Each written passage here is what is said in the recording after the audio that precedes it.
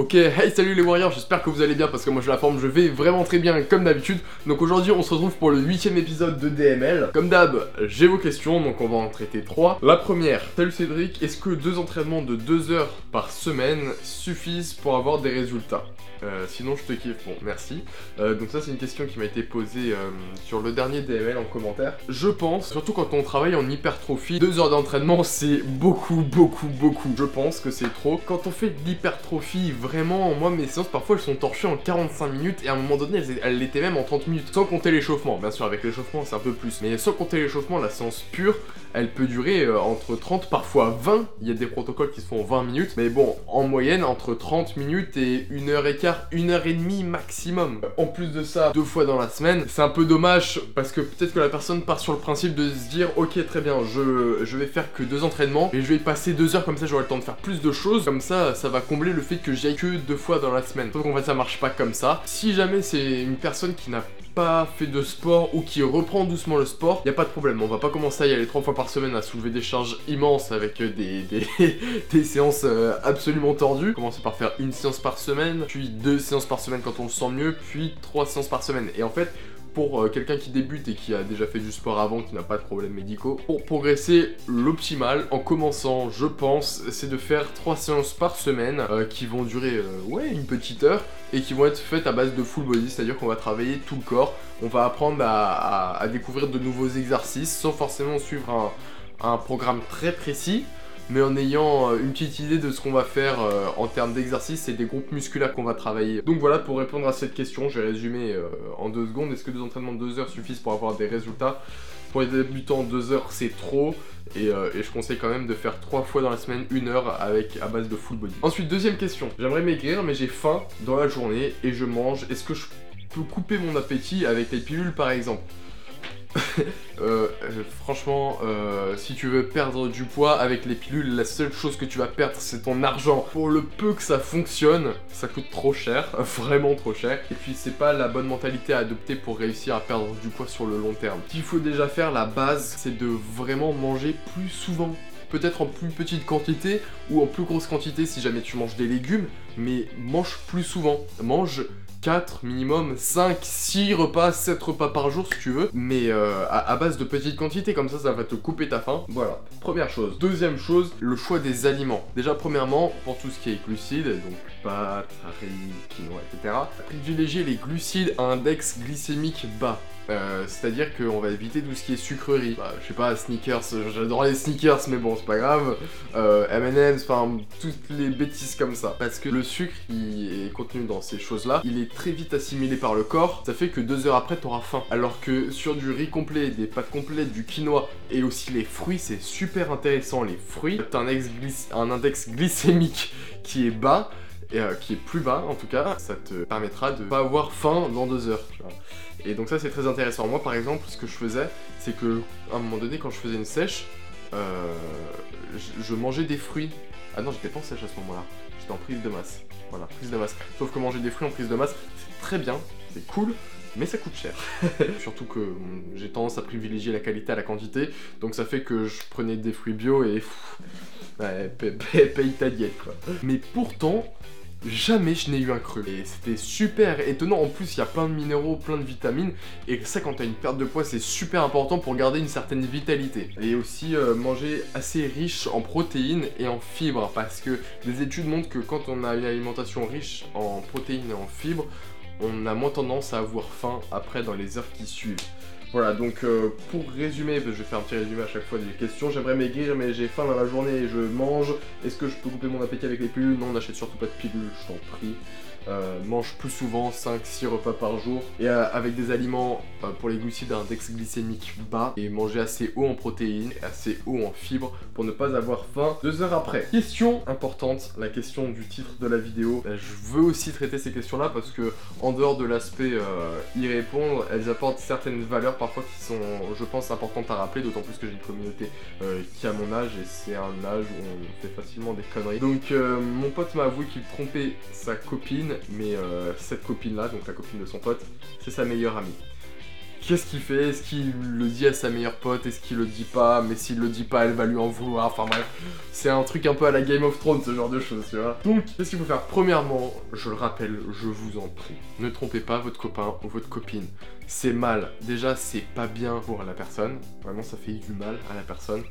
Deuxièmement, c'est pas bien pour vous, tant pour les valeurs que vous véhiculez, mais tant aussi parce que généralement, moi ça m'est jamais arrivé, j'ai jamais trompé personne et je prie pour que jamais ça n'arrive parce que c'est vraiment pas quelque chose que moi je tolère personnellement. Et en fait, il y a un énorme sentiment de culpabilité généralement chez les personnes qui ont trompé leur partenaire. Après, quand tu vois la personne et que tu la trompes régulièrement et que c'est censé être ta copine depuis 1-2 ans, tu dois vraiment te sentir mal. Donc voilà. Donc ça fait du mal aux autres et ça nous fait du mal à nous-mêmes. Donc vraiment, ne trompez pas votre partenaire ou quoi que ce soit. Ensuite, mec, tu sais pas quoi faire, écoute ton instinct, fais aussi ce qui te paraît juste et reste fidèle à tes valeurs. Parce que si ton pote, il véhicule pas, il transmet pas les bonnes valeurs, toi au moins fais-le. Si tu sens que tu dois faire quelque chose pour le conflit, essaye, mais si tu le sens pas, vraiment ne le fais pas.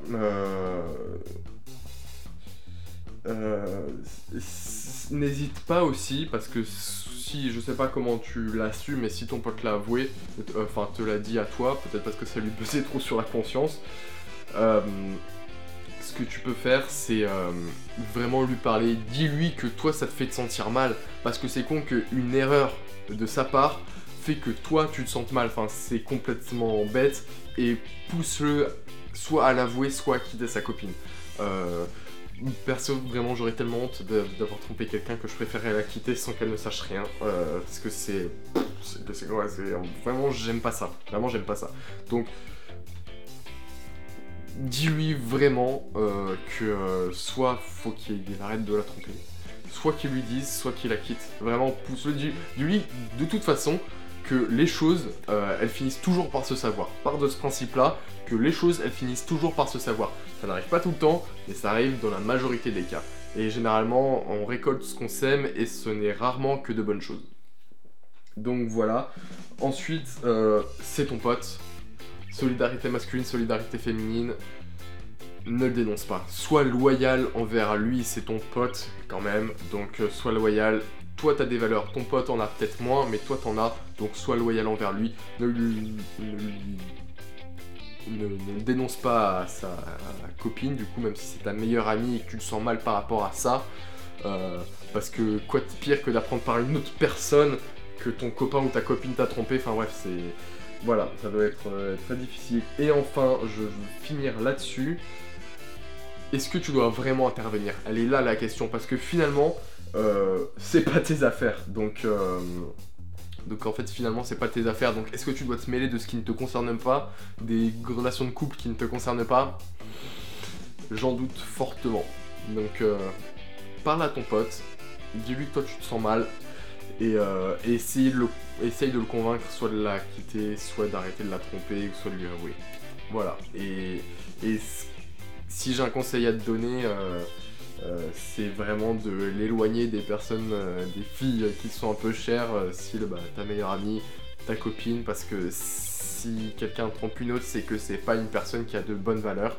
Alors je dis pas, ça peut arriver de tromper comme une personne sur un coup de tête, mais à long terme, c'est vraiment quelque chose qui est vraiment mal de le faire, et je ne souhaite ça à personne, et vraiment ne le faites pas, ne trompez pas votre copain, ne trompez pas votre copine, c'est complètement idiot, vraiment quittez-la, même si vous en avez envie, ne faites pas le jeu d'âge, je sais pas si j'ai envie de la tromper, on va voir s'il y a de droite à gauche, ne soyez pas salauds, ni les mecs, ni les meufs, vraiment, c'est pas cool, c'est pas gentil pour personne.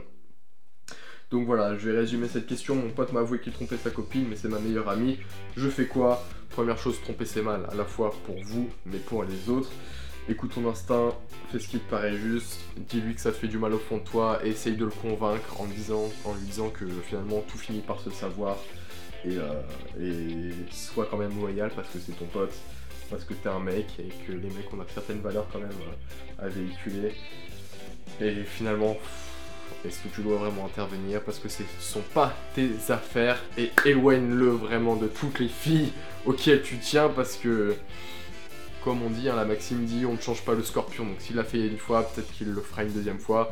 En tout cas, j'espère pour lui que ça lui servira de leçon de vie, parce que c'est vraiment quelque chose de mal que de tromper, et vraiment, ne le faites pas. Voilà, c'est tout ce que j'avais à dire pour aujourd'hui. À chaque fois, je crois, la dernière question, c'est la question qui importe un peu la morale, mais voilà, non, je suis vraiment pas là pour faire la morale, mais tout simplement parce que si je peux essayer de véhiculer des messages pour éviter que les gens fassent des erreurs, autant qu'ils le fassent. Après, la lumière du sage n'éclaire que c'est pas, comme on dit. Franchement, j'ai eu 13 au bac philo, j'aurais dû mériter un petit 18-19 là. Non mais voilà, méditez sur cette dernière phrase, si vous l'avez comprise, bam, mettez-le en commentaire, et si vous avez d'autres questions que vous aimeriez que je traite en DML, en 10 minutes lifestyle, posez-moi vos questions en commentaire, et si c'est un peu trop perso, vous voulez poser la question de manière anonyme sur mes réseaux sociaux, Facebook, Twitter, Instagram, Snapchat, tout est dans la description. Moi sur ce, je vous laisse, hashtag on est des warriors, hashtag on va envahir le YouTube game.